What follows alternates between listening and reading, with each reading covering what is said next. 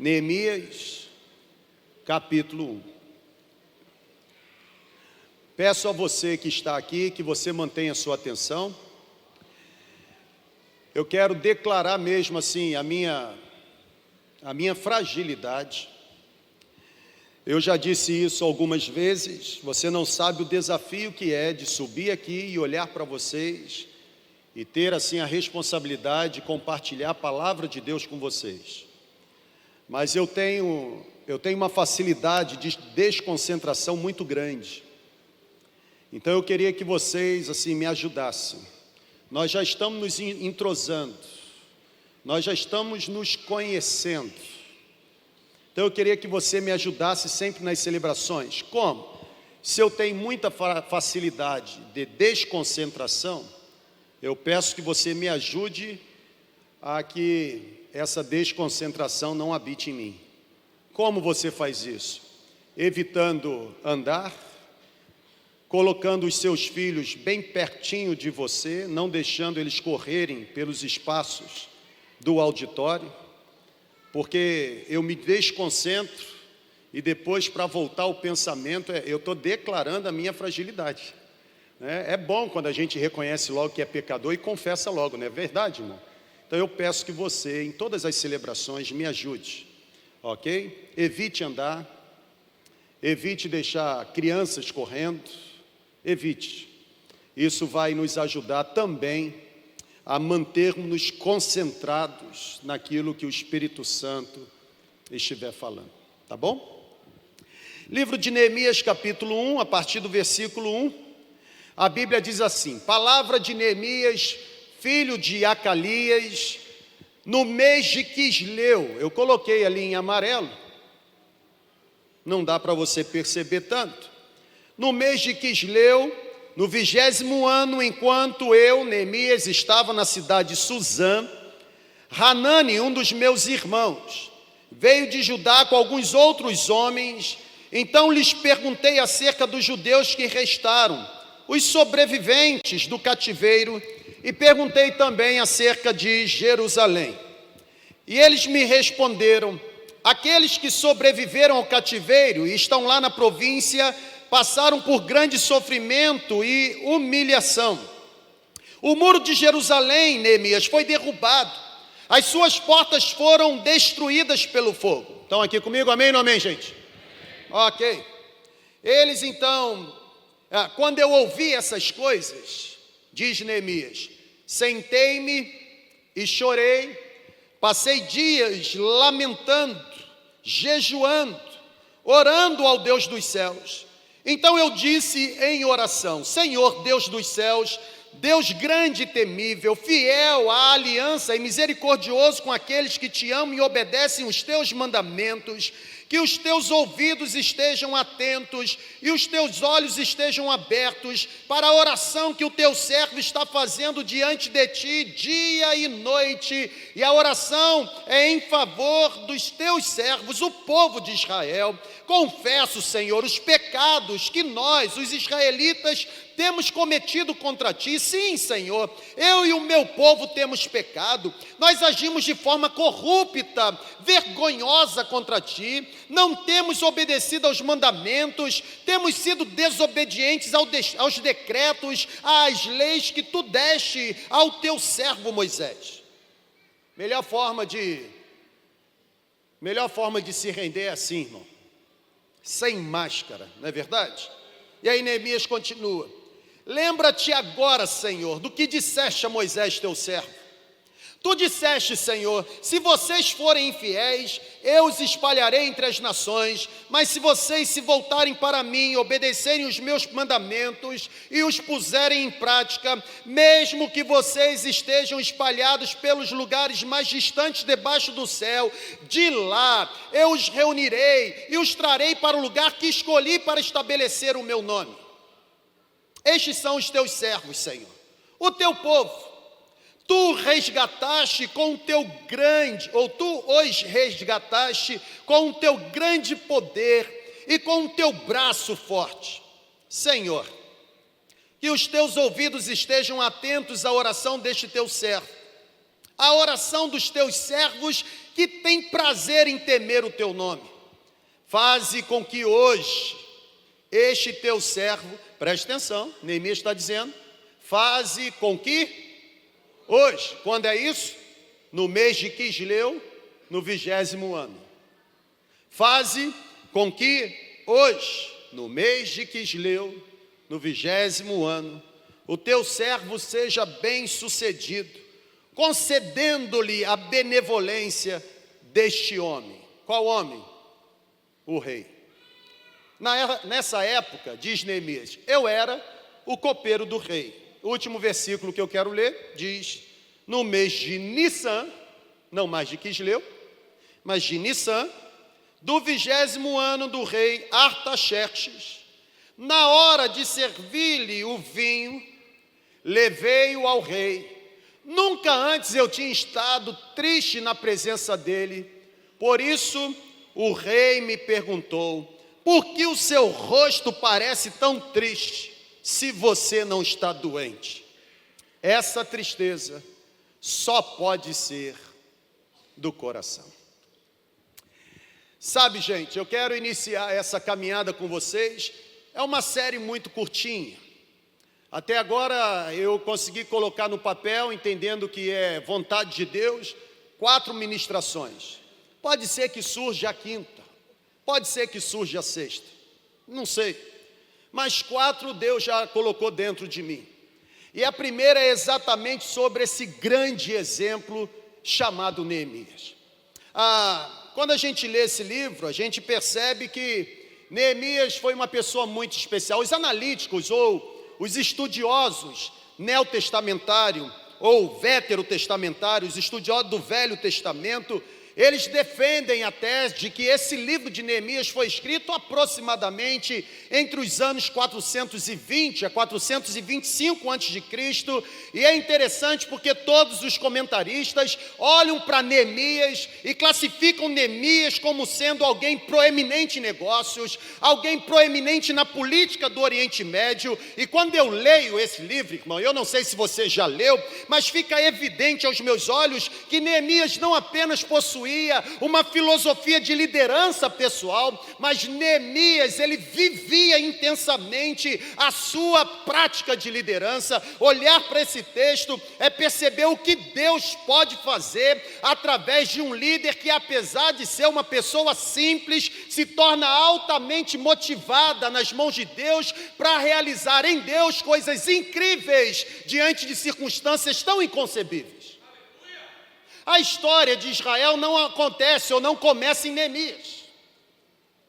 Tem vários estudiosos do Velho Testamento, e vocês sabem que a história judaica começa exatamente com Abraão, aproximadamente 2000 anos antes de Cristo, mas segundo os mesmos registros históricos, foi somente 1000 anos depois, ou seja, 1000 anos após o início em Abraão, que Israel ganhou importância no mundo. Foi apenas 1000 anos depois que Israel se tornou uma nação, e essa nação, ou esse povo, se tornou uma nação debaixo do reinado de Saul, de Davi, de Salomão. Foi durante os 40 anos do reinado de Davi que Israel passou a ser reconhecido como um poder militar importante. Na verdade, irmão, foi Davi, enquanto rei, que elevou a causa de Israel a proporções admiráveis. Diz a história que, perto de morrer, Davi entregou o seu reinado para o seu filho Salomão. E se você conhece bem a Bíblia que você carrega, você sabe que Salomão, na última parte de sua vida, ele foi tão influenciado pela cultura pagã, ele foi tão contaminado pelo mundo pagão, ao ponto de receber o julgamento de Deus.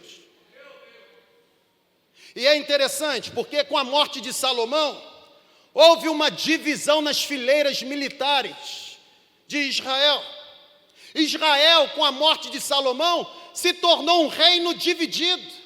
10 tribos migraram para o norte, e essas 10 tribos que foram para o norte emanciparam ou elegeram a cidade de Samaria como sendo a sua capital. 2 tribos, Judá, Benjamim, foram para o sul E essas duas tribos, então, elegeram Jerusalém como a sua capital. As tribos, 10 tribos que foram para o norte, passaram a ser chamadas de Israel. Já as tribos que foram para o sul, passaram a ser chamadas de Judá. As 10 tribos do norte foram lideradas por Jeroboão, enquanto as tribos do sul, que receberam o nome de Judá, foram lideradas pelo filho de Salomão, chamado Roboão. O reino está dividido. Aquele que foi, de alguma forma, feito em Abraão um povo, agora por causa do envolvimento pagão do líder, se dividiu. Reino do norte, reino do sul. Mas o mais trágico não está ainda aí. Estão aqui comigo, amém ou não amém? O mais trágico está exatamente o que aconteceu por volta de 722 a.C. Porque os historiadores dizem que foi exatamente nesta época que Deus julgou as tribos do norte. As 10 tribos que estavam debaixo do reinado, estavam sendo lideradas por Jeroboão. A Bíblia diz que em 722 a.C., os assírios invadiram a sua terra. E é interessante porque as 10 tribos que de alguma forma compunham aquele reino, as 10 tribos desapareceram. Irmão, o reino do norte deixou de existir. Alguns habitantes fugiram para o sul, e eles fugiram porque queriam escapar da opressão dos assírios. Mas não apenas Deus julgou as tribos do norte, mas a história diz que em 586 a.C., Nabucodonosor, rei da Babilônia, invadiu Jerusalém e toda Judá e levou cativo o povo que de alguma forma estava servindo daquelas duas tribos. Nabucodonosor deu início ao que nós conhecemos no período bíblico de cativeiro babilônico. E foi no cativeiro, foi o cativeiro babilônico que deu fim à história do Reino do Sul, deu fim à história de Judá. Os babilônicos arrasaram Jerusalém, os babilônicos queimaram a casa de Deus, os babilônicos destruíram o templo, os babilônicos destruíram o muro protetor que existia ao redor da cidade. Jerusalém foi totalmente destruída. Interessante que Deus usou o profeta Jeremias, para profetizar para aquele reino do sul. Por isso que Jeremias é considerado o profeta chorão, porque ele profetizou. Deus falou pelos lábios de Jeremias para aquele reino do sul: se vocês continuarem se apostatando, se vocês continuarem envolvidos no paganismo, na idolatria, vocês serão destruídos. Jeremias não ouviu falar. Jeremias foi testemunha ocular, 40 anos profetizando para o mesmo povo, a mesma profecia, e o povo não dando a mim. Por isso que eu estou tranquilo de pregar, e às vezes as pessoas não fazerem absolutamente nada. Se Jeremias pregou 40, tá bom, nós estamos no lucro.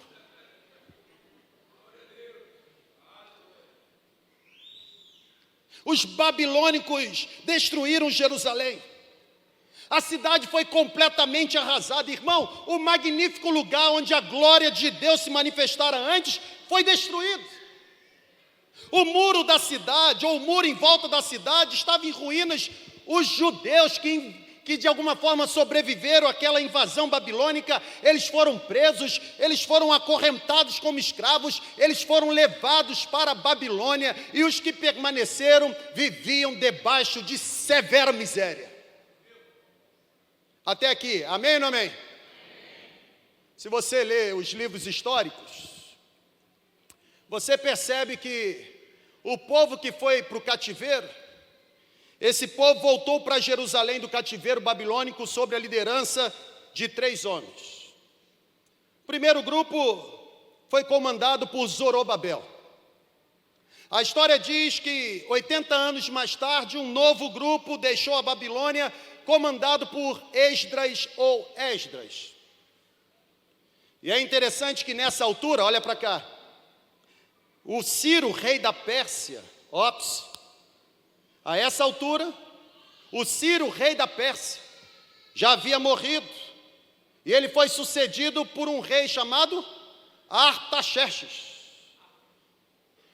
E cerca de 13 anos depois, Neemias liderou a última turma de volta a Jerusalém. Por que eu dei esse background, esse pano de fundo de Velho Testamento, para você entender onde você está. Estão aqui, irmão? Amém ou não amém? O que Neemias está vivendo aqui é consequência de toda essa destruição. E é interessante porque, principalmente esse capítulo 1 de Neemias, é uma mescla de oração e ação. Pegaram? Vou repetir. Quando a gente lê esse capítulo 1, Hanani é questionado por Neemias: como estão os nossos compatriotas? Então Hanani passa a informar Neemias que Jerusalém está destruída, que o povo que não está cativo, de alguma forma, está vivendo em miséria. Neemias, a Bíblia diz que ele se sentou, lamentou, chorou, orou, mas ele agiu. Esse capítulo 1 é uma mescla de oração e ação. O interessante é que antes de tomar qualquer tipo de atitude em favor do seu povo, antes de fazer qualquer coisa em favor da sua cidade, a Bíblia diz que Neemias passou dias jejuando e orando ao Deus dos céus. O próximo slide vai trazer uma pergunta para você, que na minha opinião é uma pergunta que nós devemos responder. Pode passar o slide, por favor? O slide diz assim: por que a oração é tão importante? Vai orando, irmão, vai orando que o slide vai passar. Por que a oração é tão importante? Pela fé. Bota a mão, ora, Senhor, em nome de Jesus. Tá? Por que a oração é tão importante? Fica tranquilo. Está tudo em ordem. Agora passa de novo, irmã.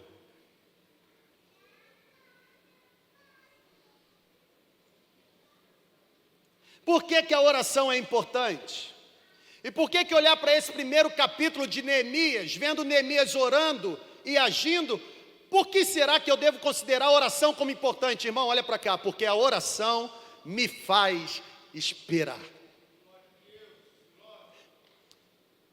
Deus vai visitar você agora. Sabe por quê? Porque eu tenho aprendido que eu não devo trabalhar e orar ao mesmo tempo. Preste atenção. Eu tenho aprendido que eu devo esperar para agir até que eu termine de orar.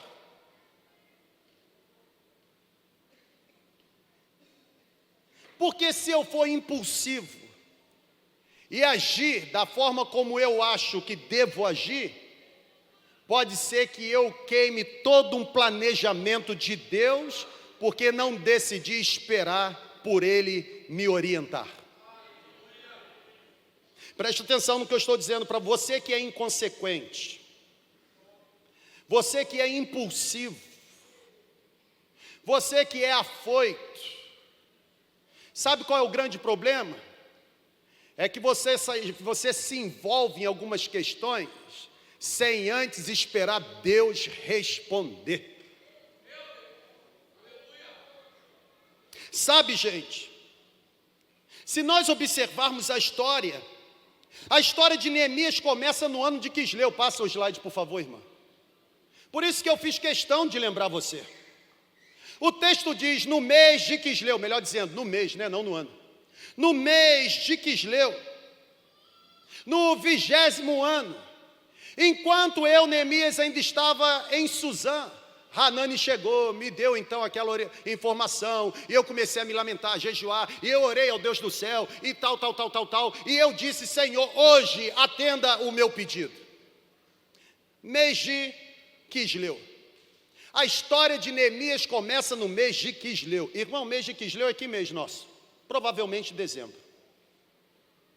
Alguns dizem que é novembro. Nós não vamos brigar por isso agora. Mas provavelmente dezembro. Só que o início do capítulo 2 diz que no mês de Nissan, do mesmo ano, o rei Artaxerxes, do ano do reinado do rei Artaxerxes, na hora de servir-lhe o vinho, levei então ao rei O rei olhou, viu que eu estava triste, me perguntou o que estava acontecendo, porque a tristeza que eu estava sentindo, segundo o rei, só podia ser do coração. Então a Bíblia diz que Neemias disse para o rei da tragédia em Jerusalém e pediu autorização, e o rei autorizou. O que eu quero dizer isso com você? Sabe o que aconteceu? A história começa em dezembro, Quisleu, e termina em Nissan, em março. Ou começa em abril, ou começa em novembro, Quisleu, e termina em março, Nissan. A grande questão é que, de alguma forma, nós nunca saberemos o que aconteceu em relação à oração de Neemias entre Quisleu e Nissan. Ele recebe a informação em dezembro, ele se lamenta, ele ora, ele chora, ele enche o coração de fôlego e diz: eu vou lá ajudar o meu povo. Mas a ordem do rei para ele ir só aparece em março, ou em abril. 4 meses depois, irmão, o que aconteceu com a oração de Neemias entre dezembro e abril? Nada. Nada, irmão. Não aconteceu, nada foi registrado durante os 4 meses, sabe por quê? Porque nada aconteceu. Estão pegando? Ou seja, talvez você já tenha passado ou esteja passando por essa experiência frustrante e decepcionante. A exemplo de Neemias, você diante de uma questão, você ora ao Senhor, você jejua, você se prontifica a agir, você entrega a situação para Ele, porém começa a semana, termina a semana, começa mês, termina mês e nada muda. Já aconteceu isso?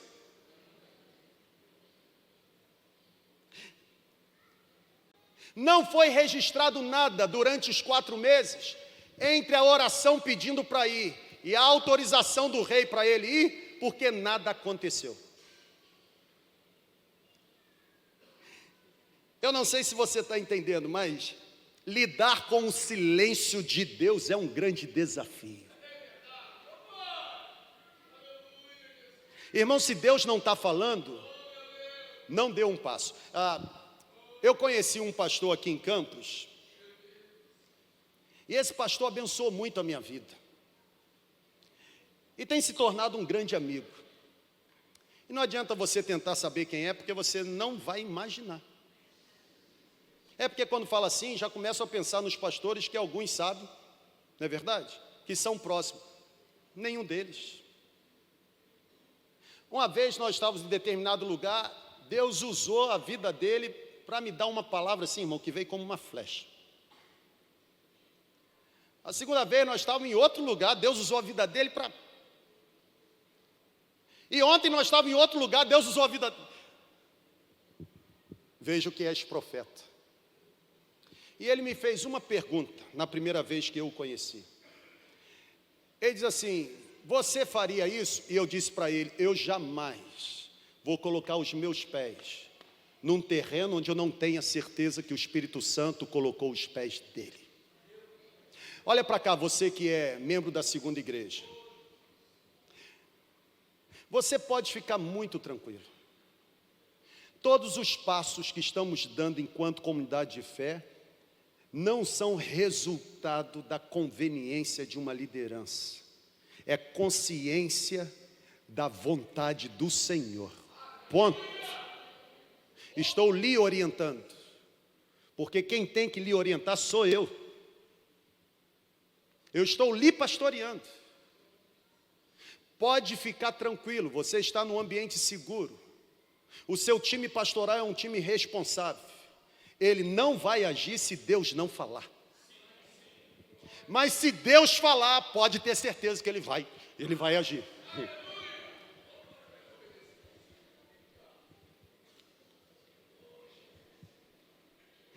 Lidar com o silêncio.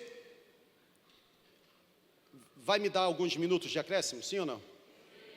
Lidar com o silêncio de Deus, irmão, é terrível. É assustador. Alguém aqui já lidou com o silêncio de Deus? No. O irmão ali levantou as duas, né? É ou não é frustrante, irmão?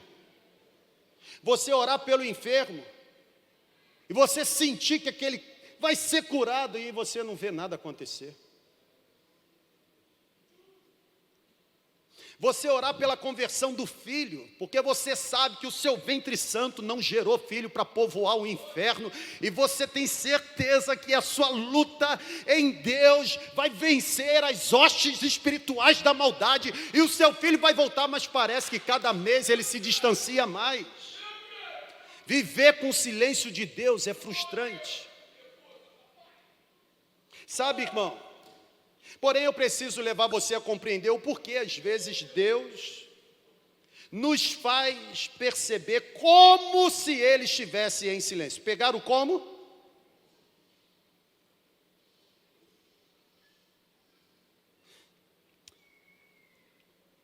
Talvez o silêncio de Deus na nossa perspectiva. Estão entendendo? Talvez o silêncio de Deus seja para nos indicar que as nossas motivações ou desejos são incorretos. Talvez Deus fique em silêncio porque, apesar dos nossos desejos, vontades, interesses, apesar de tudo isso estar baseado em boa intenção, isso só contribui para alimentar a nossa vaidade, a nossa arrogância e a nossa prepotência. E aí Deus, então, é como se nós percebêssemos que Ele está em silêncio, porque a intenção é boa, mas o resultado é incoerente. Por exemplo, a intenção é boa de ajudar, mas o resultado é de se tornar bem conhecido, ou extrair algum benefício da ajuda que fez. Talvez Deus fique em silêncio, irmão, para indicar que não é o tempo certo de você agir. Eu tenho dito para nosso time pastoral e para o nosso time executivo, administrativo da igreja, Deus está acelerando alguns processos. Sabe qual é o maior desafio do Adonias Júnior nesse tempo? É ter o insight, é ter o discernimento espiritual, para ter certeza onde Deus está acelerando e onde Deus ainda não colocou a mão. Porque eu não posso, em nenhum momento, achar que pelo fato daqui estar na velocidade 5, eu aqui também vou ter a velocidade 5. Porque pode ser que aqui ainda não seja a hora de agir. Pode ser que Deus ainda não tenha colocado a mão, porque não é hora de executar. Isso pode acontecer na sua vida pessoal. Sabe, irmão, talvez Deus fique em silêncio por causa da nossa maldita autonomia. Eclesiastes, capítulo 3, o pregador diz que para tudo há uma ocasião certa e há um tempo certo para cada propósito debaixo do céu. O problema é que a gente acha que a gente sabe o tempo certo de agir. Na verdade, olha para cá, a gente é especialista em errar nas coisas mais simples da vida. Sabe por quê? Porque a gente acha que nas coisas mais simples a gente não precisa pedir orientação ao Senhor. Por que que a oração é importante, irmão? Porque ela me faz esperar. O silêncio de Deus pode ser um indicativo de que ainda não chegou a hora dele aparecer. Você está esperando uma resposta dele? Amém ou não amém? Quem está esperando uma resposta e assim, na nossa concepção está demorando? Levante a mão mesmo. Deixa eu liberar uma palavra profética para você. Vou mandar, irmão.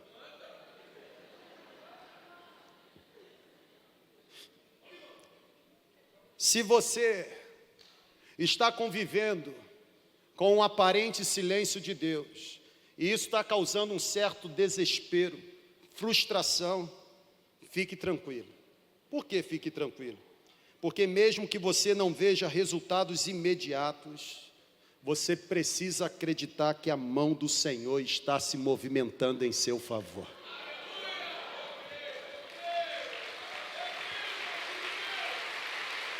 Eleva os meus olhos para o monte de onde me vem socorro. O meu socorro vem do Senhor que fez os céus e a terra. Ele não deixará os meus pés vacilarem. Aquele que me guarda não tosquenejará, não cochilará, ele não dormirá. Não dorme o guarda de Israel, irmão. Desde a antiguidade não se viu um Deus além do nosso, que trabalha em favor daqueles que nele esperam. Olho nenhum viu, ouvido nenhum ouviu, e mente nenhuma foi capaz de imaginar o que Deus está preparando para aqueles que nele esperam. Ainda que os seus olhos não vejam, ainda que você não perceba, fique tranquilo, Ele está trabalhando. Ainda que você não consiga enxergar, Ele está criando os cenários apropriados. Ainda que você não seja capaz de entender, faça exatamente como Davi sugeriu no Salmo 27, espere no Senhor, seja forte, tenha coragem, espere no Senhor. Sabe, a oração é importante, porque ela me faz esperar. Gente que fala antes de orar, fala besteira. Aliás, o problema não é falar besteira. O problema é deixar de orar. Ore. Pergunte ao Espírito Santo, que é o seu companheiro, se você deve dar o passo que você quer dar. Quer casar, irmão? Quer casar, irmã? Ele é tão bonitinho. Tem muque até na cabeça. Cuidado. Olha para cá, cuidado. Encalhado não é quem fica sem casar. Encalhado é quem casou mal, porque vai ficar mal casado até o final. Cuidado. Espere. Ô irmão, aqui ó, estou falando sério. Espere.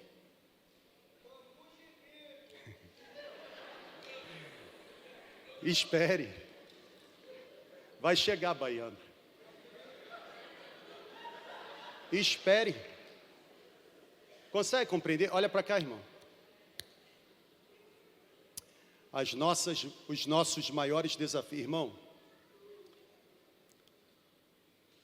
Os piores ringues de batalha não são conquistados com enfrentamento,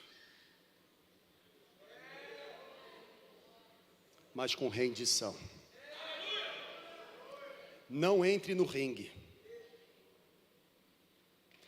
Porque, como diz o compositor, é meu, somente meu, todo o trabalho.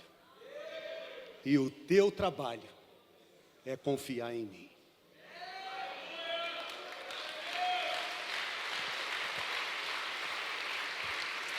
Por que a oração é tão importante? Olhar para esse primeiro capítulo de Neemias, num segundo momento, seu almoço vai atrasar um pouquinho. É entender que a oração é importante não apenas porque me faz esperar, mas, como diz o próximo slide, porque a oração acalma o coração. Sabe, irmão, eu tenho aprendido também que eu não posso me preocupar e orar ao mesmo tempo.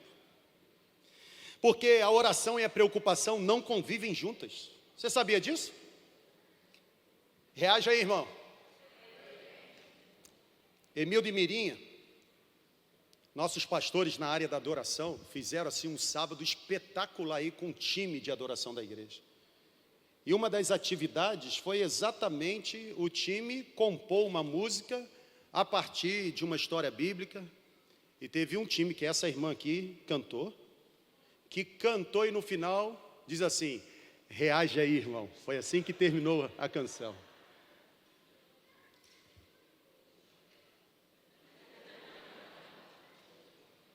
Não tem como você orar e se preocupar. Sabe por que eu digo isso para você? Porque assim, a presença de uma exclui a presença da outra.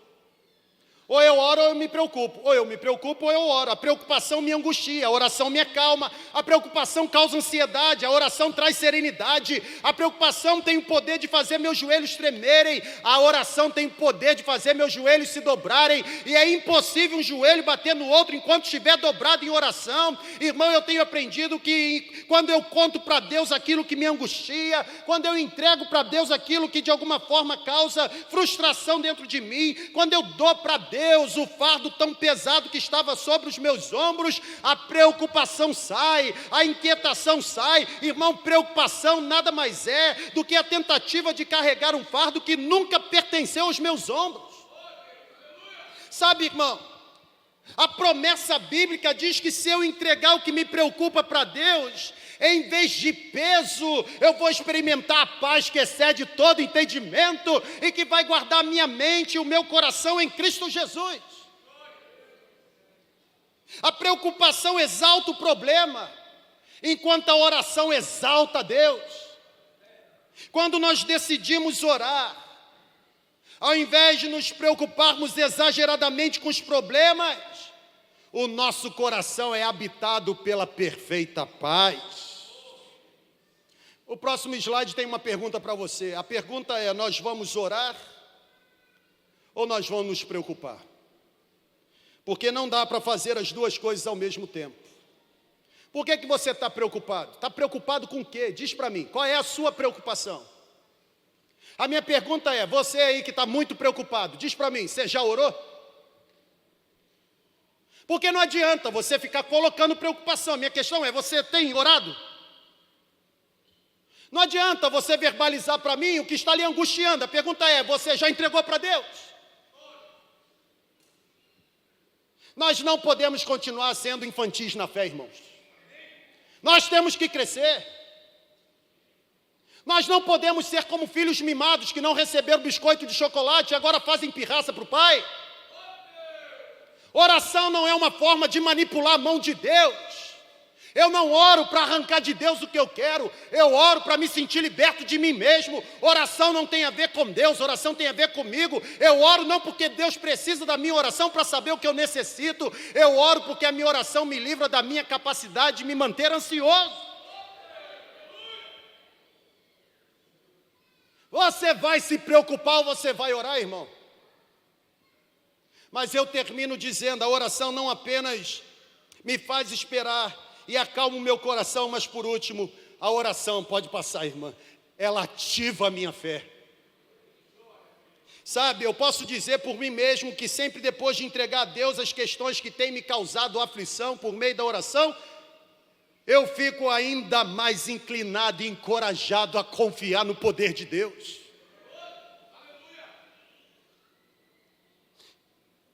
A oração incendeia a minha fé. A oração me faz, enquanto pessoa limitada, impotente, mergulhar naquele que tem todo o poder. A oração ativa a minha fé. Irmãos, o Senhor é o especialista de que precisamos para resolver quaisquer questões que tivermos. Ele se agrada em realizar aquilo que não é possível para nós realizarmos. Ele tem prazer nisso. Eu cantei essa canção na época que papai era adolescente. A primeira parte da música diz: não tenhas sobre ti um só cuidado, qualquer que seja. Por quê? Porque um cuidado que você tiver já será muito para você. Não temas quando enfim tiveres que tomar decisão. Faça o quê? Entrega tudo a mim e confia de todo o coração.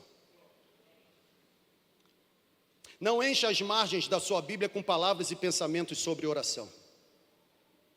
Não concentre as suas forças em reproduzir uma teologia estéril a respeito da oração. Ore. Ore. A oração foi o primeiro passo que Neemias deu na sua jornada. Quando recebeu a notícia da tragédia, me lamentei, jejuei e orei.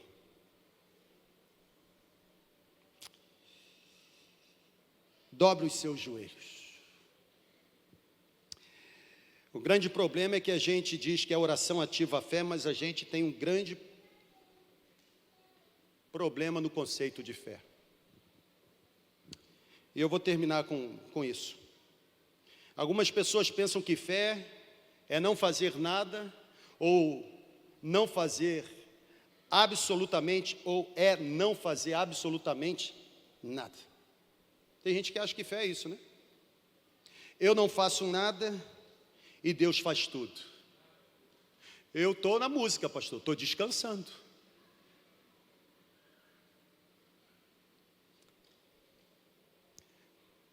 Lá em São Mateus, certo dia, eu encontrei com um jovem. O pai dele já tinha me abordado e falado que o cara não queria nada com a hora do Brasil. E sabe aqueles encontros que o Espírito Santo assim cria o cenário, que o cara não tem como mais desviar de você, e aí você olha, já era, perdeu. Eu olhei para ele e falei assim: rapaz, seu pai me procurou, rapaz, disse que você está desempregado, precisando de emprego. Conta aí para mim, o que é que você está fazendo? Você está procurando emprego? Está distribuindo currículo? Você está fazendo o quê? Sabe qual foi a resposta dele para mim, irmão? Pastor, estou tentando enlouquecer enquanto espero Deus me abençoar com emprego. Eu confesso que de quando em vez eu sou muito impaciente. É uma fraqueza minha. E aí nesses meus rompantes de impaciência, eu olhei para ele e perguntei: mas você está acordando que horas? Não preciso responder, né? Você está num network, você está numa rede de contatos para... Não. Você já distribuiu quantos currículos? Pastor, eu estou aguardando Deus aparecer. Irmão, eu olhei para ele e falei assim: boa sorte. Pode ser que Deus envie na sua casa alguém com um bilhete premiado da loteria para você se sentir abençoado. A sua concepção de fé e espera, você está confundindo fé com irresponsabilidade. Irmão, você precisa aprender. A oração incendeia a minha fé. A oração não paralisa as minhas ações. Por exemplo, se você está precisando de emprego, tem alguém aqui precisando de emprego? Levante a mão aí, por favor. Ó, todo mundo empregado, glória a Deus por isso. Ah, lá atrás tem algum. Vou dar uma sugestão. O que você primeiro precisa fazer? Orar. Mas você tem que ficar sentado no sofá esperando Deus aparecer? Não, irmão, você está precisando de emprego? Vou dar uma sugestão: prepara um currículo, se insira numa rede de contatos, dê alguns telefonemas, agende algumas entrevistas. Tem gente solteira aqui querendo se casar? Levante a mão. Ninguém quer casar? Olha para cá, vou dar um bizu para você, tá bom? É sério, olha para cá. Pastor, estou orando. Isso, irmão, ora mesmo. Mas olha para cá, você que quer se casar, primeiro lugar, toma um banho. Escova os dentes. Irmão, use um antisséptico bucal. É sério, tem que orar e agir. Por exemplo, penteia direito o cabelo, compra umas roupas bonitas, passa um perfume, providencie um belo corte de cabelo, sorria, seja agradável, seja educado, peça os seus amigos para lhe apresentar alguém interessante. Desse jeito você não vai casar. Tem alguém aqui endividado e quer ser liberto? Ore. Mas olha para cá, além de orar, pare de aceitar conselho de pessoa igualmente endividada como você, porque o que mais tem hoje é gente que não consegue administrar o seu próprio recurso, querendo dar aula de economia para os outros.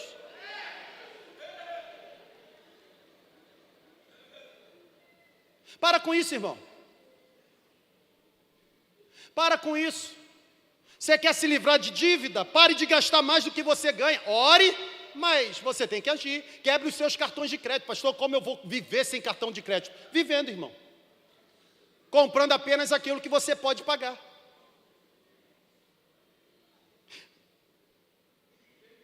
Não compre aquilo que o seu dinheiro não pode pagar. Você precisa abrir caminhos para longe da dívida. Eu concluo. E eu concluo dizendo: em vez de você ficar preocupado, tenha fé. Agite-se.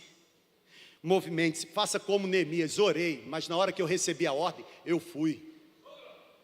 Vá mesmo, irmão, no poder do Espírito. Porque a última pergunta é: em quem você tem crido mais? Em você mesmo ou em Deus? O que tem sido o reino de Deus para você? Os seus desejos ou a vontade dEle? Os nossos atos e as nossas decisões irão refletir a essência da nossa crença. O grande professor de teologia do Novo Testamento, Leo Garrett, ele diz o seguinte: o tipo de Deus que você cultiva determina o tipo de vida que você vive. Ou seja, se Deus faz o que você acha que Ele deveria fazer, confie nele. E se Deus não faz o que você acha que Ele deveria fazer, confie nele assim mesmo. Creia que Ele é bom. Tenha fé. Do que você hoje está necessitando, apresente para Ele por meio da sua oração. Vamos ficar em pé. Deus falou com você?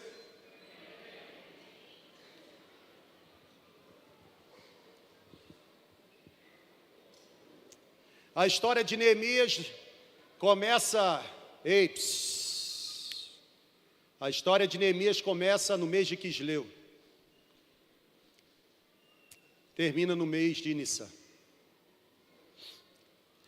A má notícia chegou em dezembro. A boa notícia chegou em abril. Talvez, a exemplo de Neemias, você esteja alguns meses orando por uma questão e não esteja percebendo mudança. É hora de você ter as suas forças renovadas nele. Ele está agindo, ele não está de braço cruzado. Ele não está se mantendo indiferente ao seu sofrimento, não está não, ele está agindo. Ele continua no mesmo lugar que ele sempre esteve. Não se desespere. Porque te abates, ó minha alma, porque te angustias dentro de mim. Espera, pois, no Senhor, porque eu ainda o louvarei.